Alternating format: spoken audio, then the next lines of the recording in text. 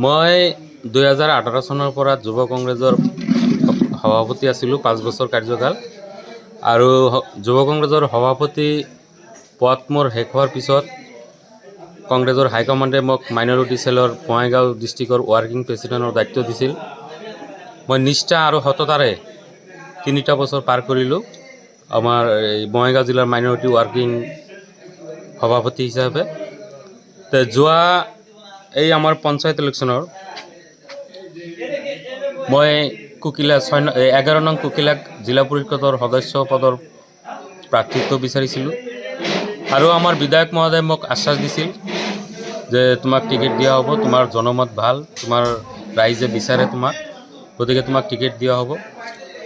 তো মই বহুত দিন হ'ল দলৰ হৈ কাম কৰি আছোঁ, কিন্তু মই বিধায়ক মহোদয়ৰ পৰা আশা কৰিছিলোঁ যে এইবাৰ কমচে কম মোক এটা এৰাধৰাৰ মাজত মোক টিকেটখন প্ৰদান কৰিব।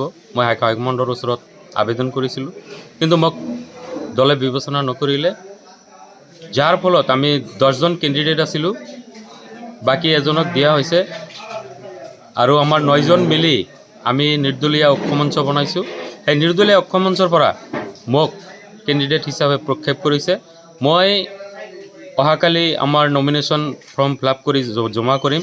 গতিকে মই 11 নং কুকিলা জিলা পৰিষদৰ সকলো ৰাইজ লৈ মই অনুৰোধ জনাইছোঁ যাতে আপোনালোকে মোক সহযোগ কৰি মোক এই জিলা পৰিষদৰ সদস্য হিচাপে নিৰ্বাচিত কৰে।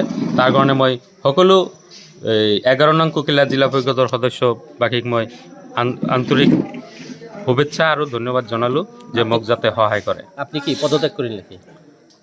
মই যেহেতু কংগ্ৰেছত আছিলোঁ, কালি মই নিৰ্দলীয় হিচাপে মই নমিনেশ্যন ছাবমিট কৰিম, গতিকে দলৰ নিয়ম আছে, মই পদত্যাগ কৰিবই লাগিব। মই সকলো কংগ্ৰেছ কৰ্মীক মই হাত জোৰ কৰি অনুৰোধ জনাইছোঁ যাতে আপোনালোকে মোক বেয়া নাপায়। মোক আগতে যেনেকৈ মৰম দিছিল, অহা দিনবোৰতো যাতে সেনেকৈ মৰম দিয়ে।